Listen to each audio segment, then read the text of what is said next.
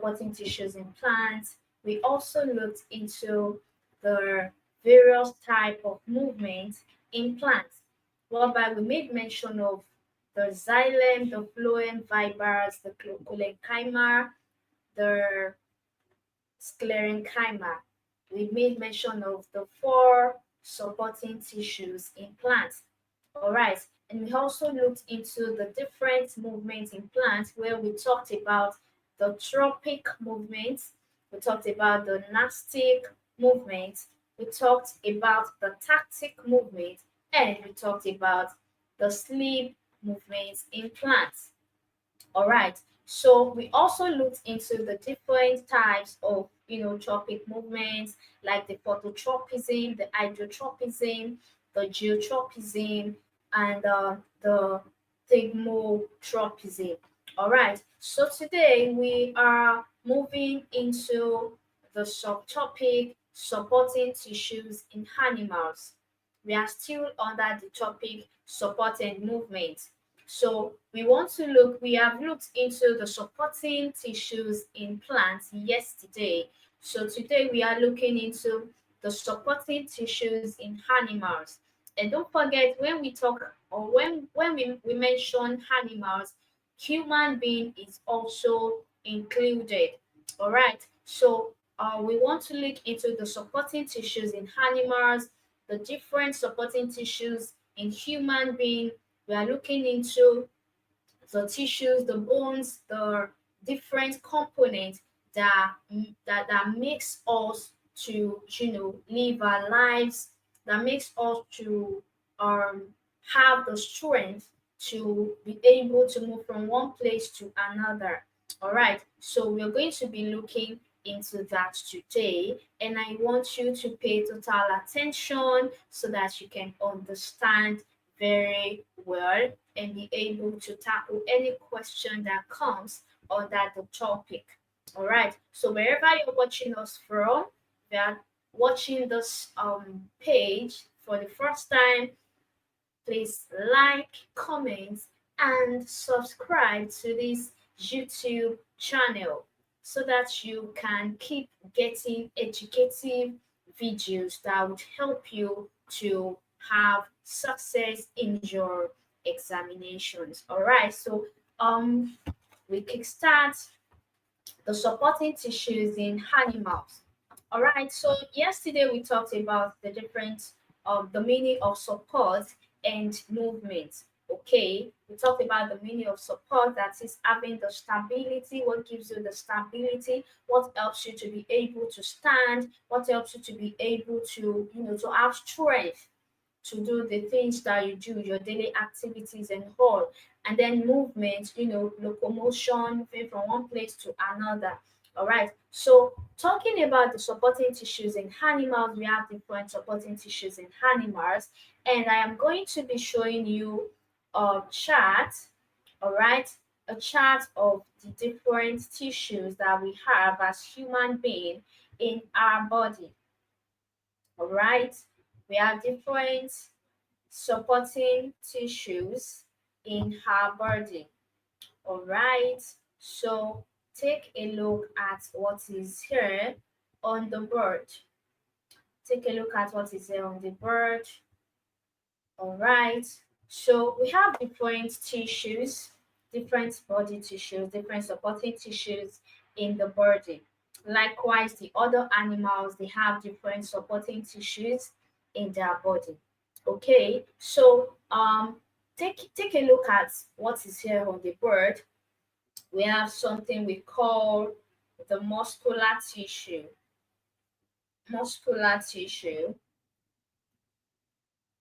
or you call it a muscle tissue. All right. So you can see that from the diagram here, you have the arrow from from the lungs region, you have the muscle cells, and that is where you have the cardiac muscle, you have the skeletal muscle, also you have the smooth muscle at this region. All right. So at this region, you have the muscular muscles, which are the cardiac muscle, the skeletal muscle, and the smooth muscle. All right. So the first one is the muscular muscle, and also you have another muscle here known as nerve muscle. Nerve muscle. All right. So you can see here, these are the nerve muscle at this region. You have the nerve cells, different nerve cells, and this is how it looks like. All right, so we call it nerve cells. So the group of cells, all right, group of the nerve cells is called the nerve tissue. All right, so you also have what we call the epithelial tissue. Epithelial tissue. Epithelial epithelial tissue. All right. So the tissue here at this region and the tissue here at your thigh region is what we call the epithelial tissue. All right. So at this region, you have all of this. You can see the skin surface, you have this tissue, you have the ciliated columnar, you have the simple columnar, you have the simple cuboidal, and you have the simple squamous. All right, so at this region, at the region of your abdomen, at the region around the muscles around your intestines, all right, as you can see, the arrow coming from the large intestine. Okay, so the tissues at this region and the tissue at this region, they are called epithelial tissue. All right, so we also have another tissue called connective tissue. Connective tissue. So that is the tissue here around your wrist, all right, around your wrist, around your phalanges, all right. So also at your thigh area, we call it fat cells inside your thigh, all right. So all of these tissues, they are called connective tissues. They are called connective tissues. All right, they are called connective tissue. So we have the nervous tissue, we have the connective tissue, we have the muscular tissue, and you have the epithelial tissue. So these are the major tissues that you have in your body. Number one is muscular tissue. Number two is the nerve tissue. Number three is the connective tissues, and number four is the epithelial tissue. All right, so these are the major type of tissues that you have in animals. So we're going to be looking into the types of skeleton. Don't forget that you have something in your body that this flesh is covering up, and that is your skeleton. All right, so the skeleton in your body is what is upholding your flesh, is what is making you to stand, is what is making you to have strength to be able to move from one place to another. So the bone inside you, the skeleton inside of you, is what this flesh is covering up. All right, so we want to look into the type of skeleton that we have. The types of skeleton that we have. So the number one skeleton that we have, types of skeleton. All right. So we have the types of skeleton, and number one, types of skeleton. Okay. So number one type of skeleton is what we call the exoskeleton. We have the exoskeleton, we have the endoskeleton, and we have the hydroskeleton. Hydroskeleton. All right. So these are the three types of skeleton that we have. Number one is the exoskeleton. Number two is endoskeleton, and number three is hydroskeleton. All right. So from the word exo, exo means outside. Exo means outside, while endo means inside. Hydro means water. Okay, so when you see a word and probably you don't know the meaning of the word, you can just break it down for you to grab or for you to have the idea of what it means. All right, so exoskeleton, from the word exo means outside, external. So endoskeleton, endo means inside, internal. And hydroskeleton, hydro means liquid, hydro means water. All right, fluid. Okay, so now coming to the stems and starting with exoskeleton. What is exoskeleton? It is a hard external covering that supports and protects the body. Support and protect the body. Of course, you cannot find that in human being because the flesh has covered up every skeleton in our body. So you cannot find that in human being, but you can find it in arthropods. Arthropods.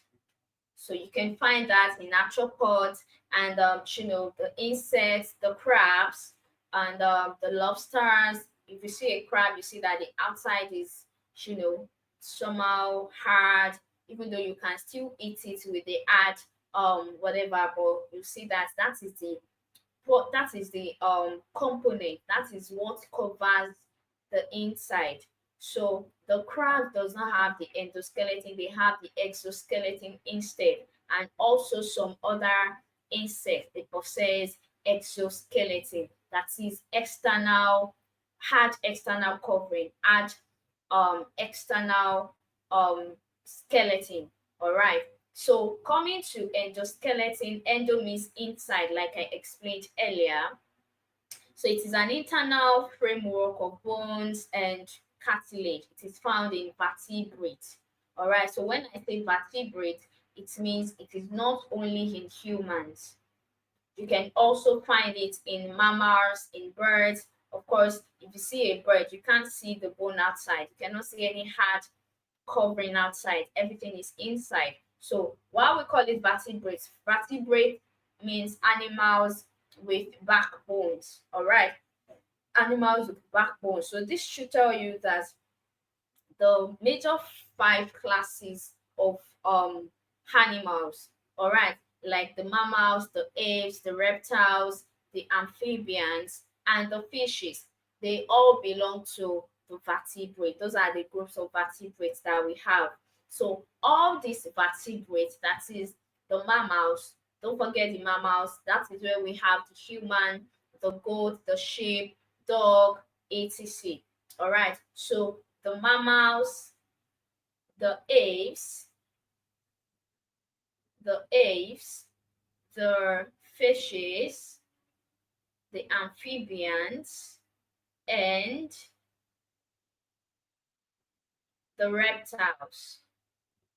So all those five groups of vertebrates or groups of animals or classes of animals, they are vertebrates. So they belong to the endoskeleton class. All right. So because they have their bones inside, you cannot see it outside. So that is why we say they have endoskeleton.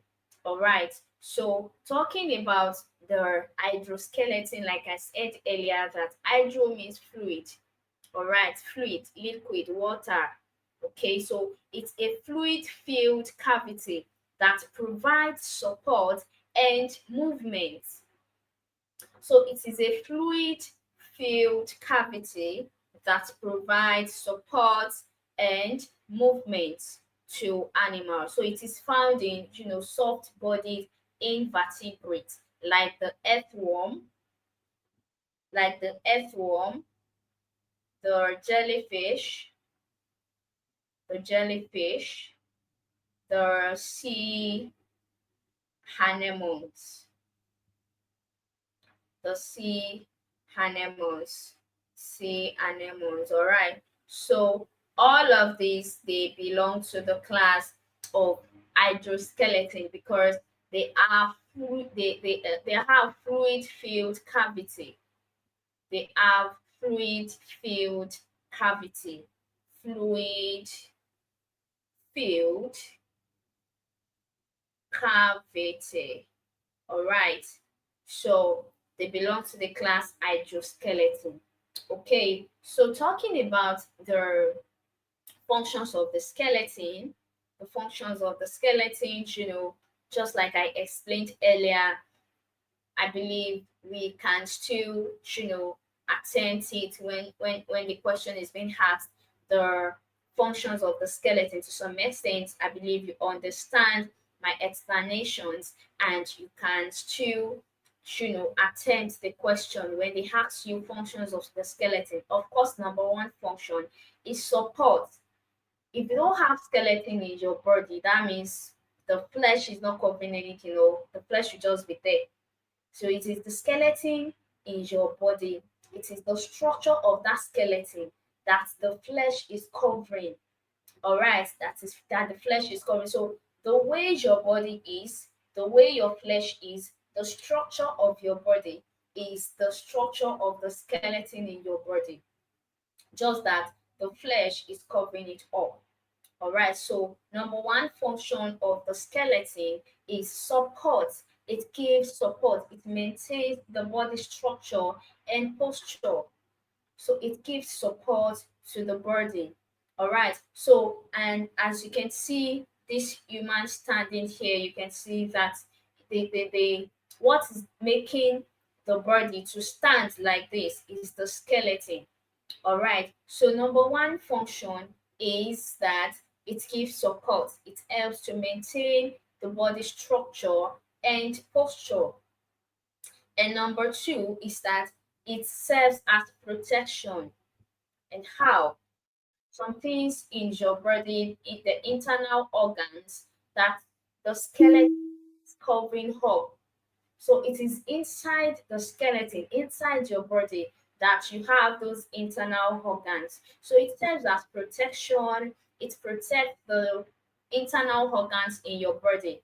So that is one of the functions of the skeleton. Number one, I said it serves as support. All right, it serves as support. Of course, it is the skeleton in your body that gives you this body structure that helps you to be able to stand, be able to carry out your day-to-day activities, and it gives strength to your body. Okay, so number two is that it serves as protection. It protects the internal organs in your body, the vital organs in your body. All right. So number three is that it helps to facilitate movement.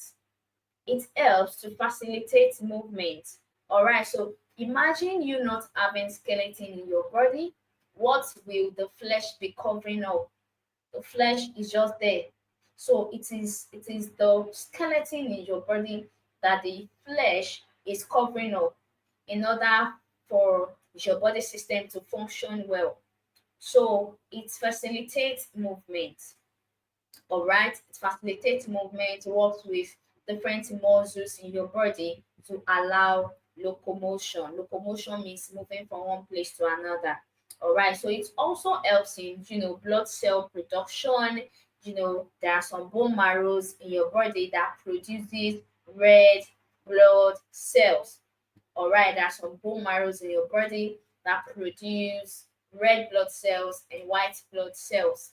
So it also serves as blood cell production. All right. So and number five is that it serves as mineral storage. That is, it stores calcium, phosphorus for metabolic functions. So there's calcium in your bones.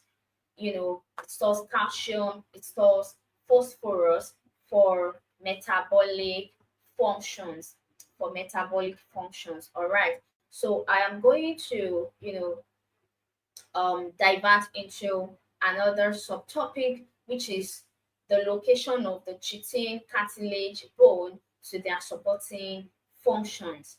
All right. So inside the skeleton, inside your body, there are also some components that are very, very important, which are the chitin, the cartilage, and the bone. Those three components, they work together.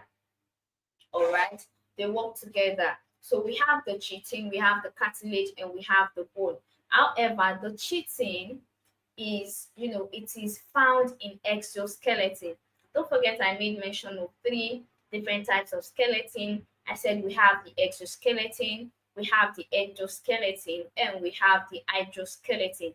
And I broke it down for you that exo means external, outside.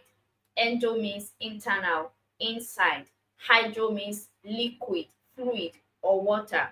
All right. So from this meaning, you can deduce your definition of exoskeleton, endoskeleton, and hydroskeleton.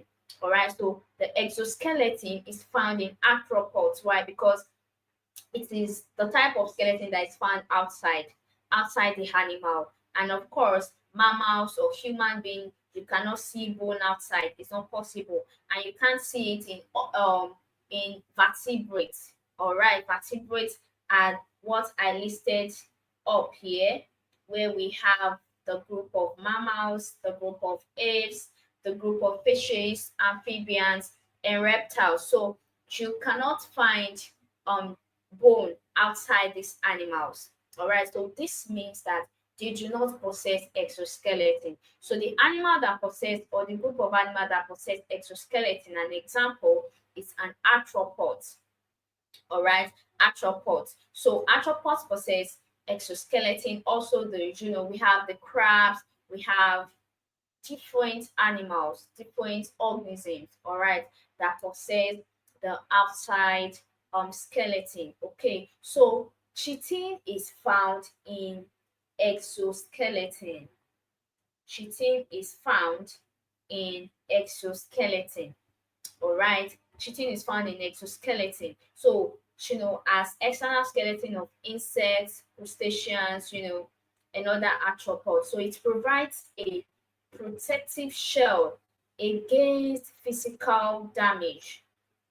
So even if you cannot remember or you don't know the other animals, I believe you can still, you said, remember crabs. All right, so the outside part is hard, it has hard covering, so it protects the inside of their body.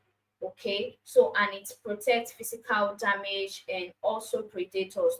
Then take note that it is also strengthened by proteins. Chitin is strengthened by proteins. Please take note of that. It is strengthened by proteins. All right. So going to cartilage, cartilage is found in the skeleton structures inside the body. That means cartilage belongs to the endoskeleton. Okay, belongs to endoskeleton. So it is found in flexible skeletal structures.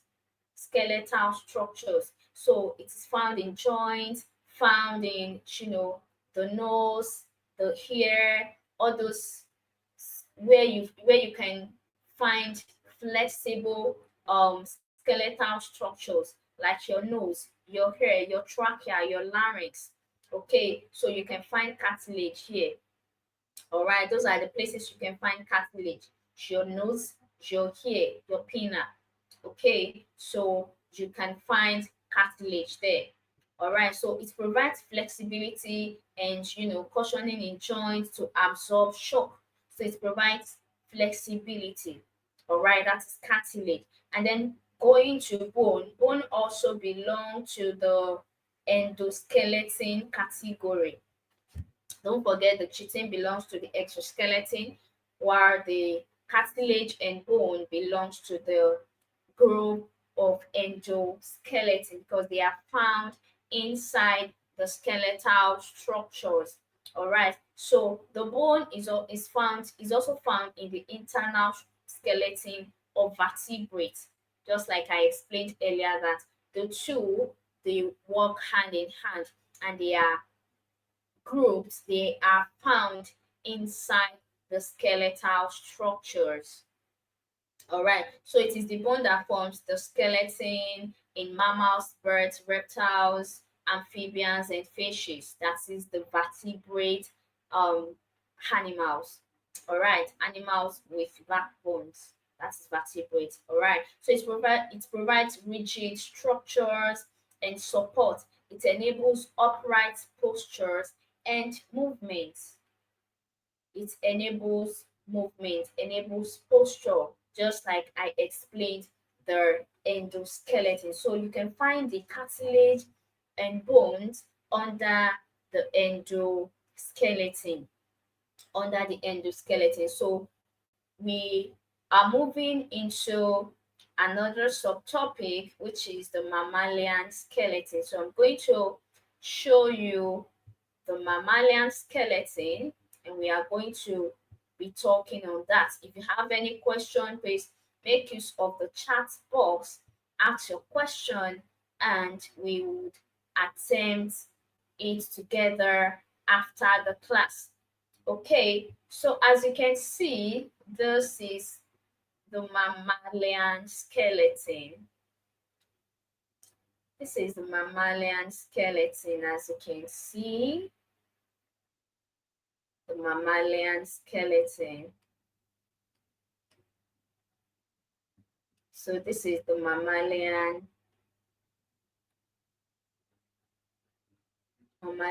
skeleton. Okay, so this is the mammalian skeleton, and you can see the different bones that we have in the mammalian skeleton. Okay, so what is the mammalian skeleton? As you can see here on the bird, it's a well-organized framework composed of bones and cartilage. Composed of bones and cartilage. Please take note of that. So we talked about the chitin, cartilage, and bones earlier, and I grouped the three under the endoskeleton and exoskeleton. I said the chitin belongs to the exoskeleton because it can be found in arthropods. All right, and the bones and cartilage belong to the endoskeleton. All right, so now this skeleton that you are seeing is divided into two major parts, two major categories, two major parts, and they are called the axial skeleton. We have what we call the axial skeleton, and we have the appendicular skeleton. All right. So this particular skeleton, this human skeleton you are seeing here, is divided into two major parts. Into two major parts. So number one is the axial skeleton, and number two is appendicular skeleton. Appendicular skeleton. All right. So we are going to be looking into the two different skeletons. All right. We're going to be seeing the different bones that belong into these two categories. So starting with the axial skeleton, all right. So the axial skeleton, we have the skull. This is your skull here. As you see, you have the skull, and at the skull is one of the axial skeleton. The skull is one of the axial skeleton. And what is it composed of? As you can see, it is labeled. We have the cranium. All right. So it has the cranium, that is the bone protecting your brain. It is inside the cranium that you have your brain. All right. You have your brain and some other cells in your brain. Of course, there are different components in your brain where you have your cerebellum, your cerebrum, your medulla oblongata, and some other cells in your brain. So it is the cranium that is protecting those cells in your brain. All right, so it belongs to the axial skeleton. All right, belongs to the axial skeleton, and it helps in aiding hair filtration. As you can see that the cranium is housing your facial bones. So it is on this core, it is here that you have your eyes, you have your nose, you have your mouth. All right, so it houses the facial bones. So this is one of the axial skeleton. This is one of the axial skeleton. All right, so number two is the vertebral column. The vertebral column, that is where you have the cervical, you have the thoracic, you have the lumbar, you have the sacral and caudal. All right, so all of these, they belong to the vertebral column. They belong to the vertebral column. So they are they belong to the vertebral column, and that is the number two part of the axial skeleton. So it also helps to, as you can see, you have the rib here. So it helps, or it aids breathing movement. As you can see, the ribs here. So the it aids the what? The breathing movement. All right, it aids the breathing movement. This is where you have the thoracic vertebrae. All right, so it aids the breathing movement.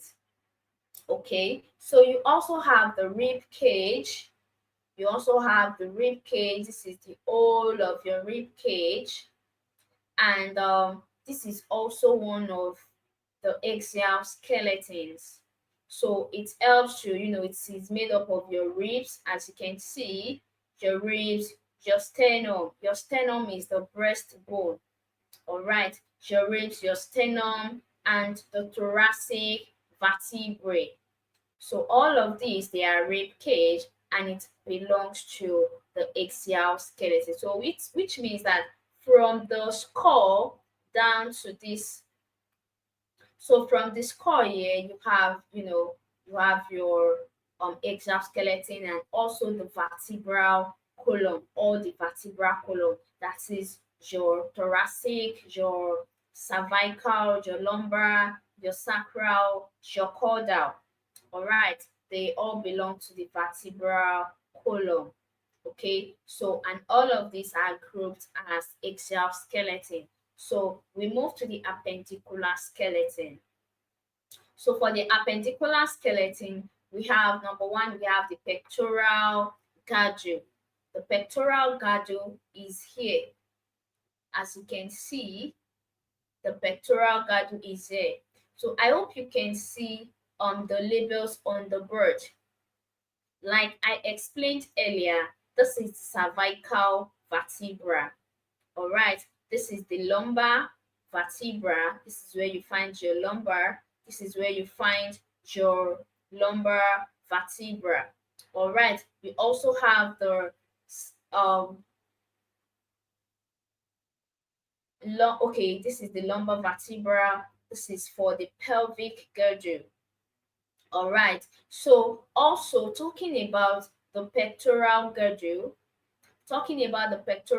we are referring to the shoulder and the scapula. The scapula is the bone behind your shoulder here. So it is the one holding your shoulder at the back. That is what we call the scapula. So as you can see here, this is your scapula, shoulder blade. So this is where you find your pectoral girdle, and it belongs to the appendicular skeleton. Appendicular skeleton. All right. So it helps, the forelimbs to, connect the forelimbs to the axial skeleton. It connects the forelimbs to the axial skeleton. All right, you can see it connects it to the breastbone here, which is the axial skeleton. Okay, so number two is the forelimbs. The forelimbs is your arm. your arm, and front legs. Those are your forelimbs. Four means forward, four means front. So your arms and your front legs, those belong to the four limbs, and it includes the humerus. This is the humerus, as you can see. You can see here, this is the humerus. You can see the radius here. This is where you have the radius. All right. This is where you have the radius. This is where you have the ulna. You can see the ulna here. All right. And also you have the carpals, that is the wrist bone. The wrist bone.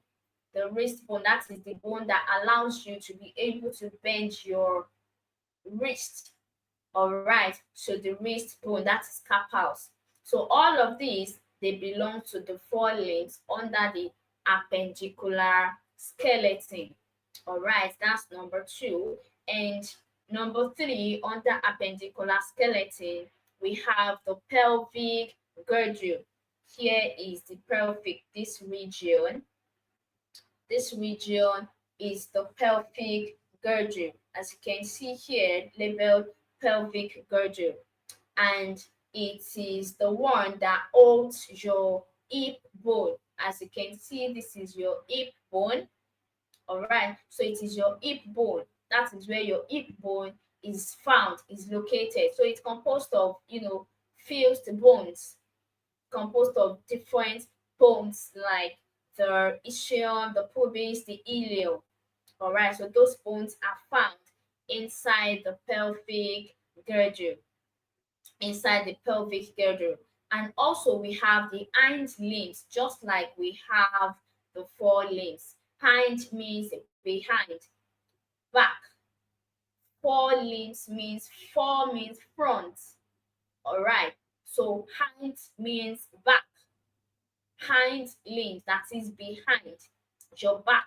So talking about the hind limbs, we are referring to the back legs, to the back legs. So this includes your femur, that is the bone in your thigh. Here is your femur. All right. So this includes your femur, that is the thigh bone. Also, we have the tibia. As you can see, the tibia, this is tibia here. This is tibia. We also have the fibula. This is the fibula. All right. This is the fibula here. Beside here is your fibula. Okay. Also the phalanges. The phalanges, that is your finger bones. That is your phalanges, your finger bones. So it helps in, supporting, it helps in walking, running, jumping. You can bend your fingers, you can fold your fingers. So those are the bones responsible for the various movements of the body, or of the body parts.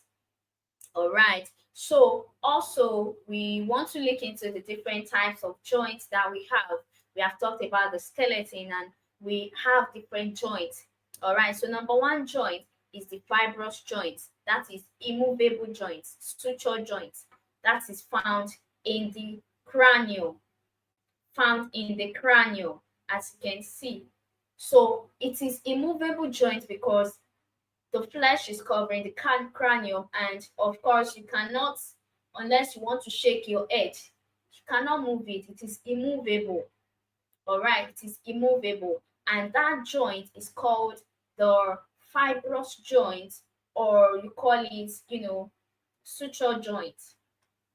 Suture, suture, suture joint, suture joint. All right. So also you have the cartilaginous joint. That one is slightly movable, and it is found, in the growth plate of children. That is the ribs of children. The more they grow, the more the thing moves. It becomes broader. It becomes wider. So that's why we say it is slightly movable. All right. So another joint is the synovial joint, freely movable joints. All right, so they are the ball and socket joints that is under synovial joint. Synovial joint. So it is under synovial joint that you have your ball and socket joints. All right, your ball and socket joint is found where? At your shoulder, because you can easily twist your shoulder, and that is why you call it ball and socket joint. So your ball and socket joint is found at the shoulder region. All right, at the shoulder region, and also the hip region, also the rib region. That is where you can find your ball and socket joint. Also, you have the hinge joint that is found here, the knee joint. The knee joint, that is where you can find your hinge joint. Also, the elbow area, you can find your hinge joint. All right, so you can also find it at the finger joints. Finger joints. You can also find the hinge joints there. Okay, so the third joint is the pivot joint. The pivot joint can be found between the radius and the ulna. This is your radius and this is your ulna. All right, so the pivot joint can be found between the radius and the ulna, while you also have the gliding or plane joint that is found in the wrist or ankle. This is your wrist and this is your ankle. That is where you can find the gliding or plane joint. All right, so these four types of joint I just mentioned, they are under the synovial joints, and they are the joints you are very well familiar with. The ball and socket joint, the hinge joint, the pivot joint, and the gliding, gliding,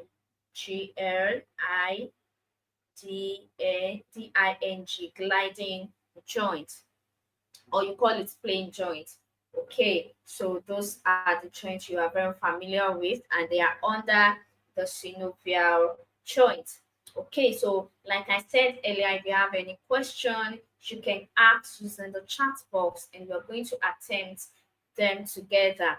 All right, so pending the time that you ask your question, or if you don't have any, I'm going to give you just I'm going to give you some questions, past questions under this topic, so that you can be familiar with the way they ask their questions under this topic. All right. So I am going to be asking you or paste the questions here so that you can attempt them together, so that we can attempt them together. So I would like you to attempt the question as I'll be pasting them on the board. On the board. All right. So number one question is very simple, and it is what we have done today. Okay. So that is from 2024. 2024. That is the question from 2024. And the question says, the organism that has a hydrostatic skeleton. Hydrostatic skeleton is dash: A. Tibia, B. Hydra, C. Mosquito larva, and D. Earthworm. So the organism, I explained the different types of skeleton. That is, we have the exoskeleton, the endoskeleton, the hydroskeleton. And I said hydro means fluid.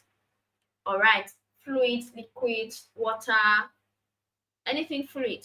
That is hydro. So looking at these options, which of these options have hydroskeleton, hydrostatic skeleton? That is the liquid form. So because of our time, I would going to pick the answer. Mosquito larva, of course. Thank you, Blessing. Thank you. I love your answer. That is bravo. Yes, exactly. So the answer is earthworm because it is earthworm that has a fluid filled cavity. A fluid filled cavity. So the earthworm has a fluid filled cavity. All right.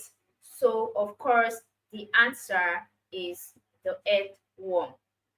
All right. Thank you for attempting the question, and I'll give you one more question. I'll give you one more question for us to attempt together. Okay. This is also 2024 question last year. This is also last year question. All right. So this question says, this question says, all right. So this is 2024 question, and it says the chitin in the exoskeleton of many arthropods is strengthened by dash. The chitin in the exoskeleton of many arthropods is strengthened by dash. I also made mention of this. Yeah, when I was explaining, I made mention of this. And it said A, calcium, B, organic salt, C, lipids, and D, proteins. The chitin in the exoskeleton of many arthropods is strengthened. Thank you. Thank you. I love the answer. Yes, you are correct. Yes, you are correct. Thank you for attempting the question.